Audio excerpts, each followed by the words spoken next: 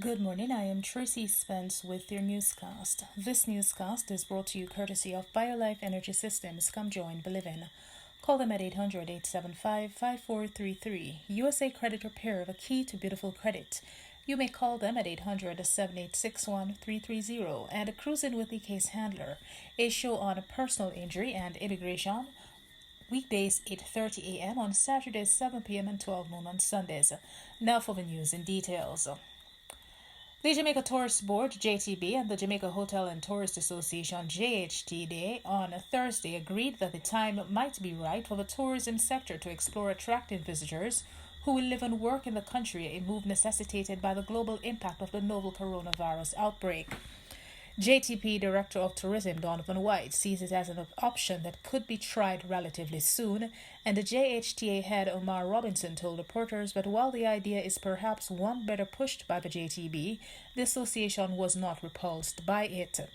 The concept of marketing Jamaica as a destination for non-nationals interested in working remotely for extended periods is similar to the move adopted by other countries, some of them in the Caribbean. In July, Barbados officially launched its 12-month welcome stamp, a new visa that allows remote workers to live and work from that country for up to a year. It costs $2,000 for an individual visa or $3,000 for a family bundle. Expressing concern over the rate of spread of the coronavirus COVID-19 among its members, the Jamaica Police Federation is calling on the government to prioritize the testing of cops who are exposed to the virus. According to Sergeant Patria Rowe, the chairman of the Federation, some 6% of its memberships are currently directly affected by COVID-19. The Jamaica Police Federation represents approximately 14,000 rank-and-file members of the Jamaica Constabulary Force. Police Commissioner Major General Anthony Anderson tested positive for COVID-19 last month. Meanwhile, the Jamaica Hotel and Tourist Association, JHTA, is expecting increased arrivals during the upcoming winter season despite the spike in coronavirus cases. JHTA President Omar Robinson is expecting between 50 to 60% growth in the number of tourists visiting the island. He said adequate COVID-19 prevention measures have been implemented by hotels. Mr. Robinson said he is also hopeful that locals will take advantage of the country's tourism products. In sports, Chief Executive Officer, CEO of the Jamaica Tallowers, Jefferson Miller, says external factors cannot be blamed for the team's poor performance in the CPL.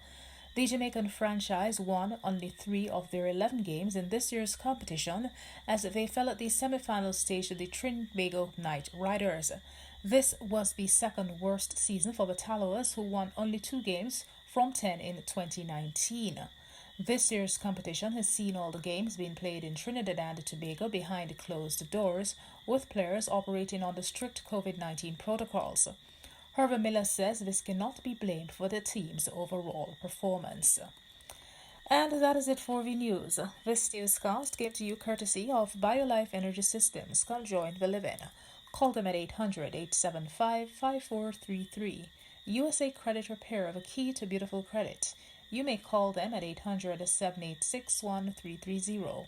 And Cruising with the Case Handler, a show on personal injury and immigration, weekdays 8:30 a.m. on Saturdays 7 p.m. and 12 noon on Sundays. On behalf of the news and the production team, I am Tracy Spence. Do have a good morning.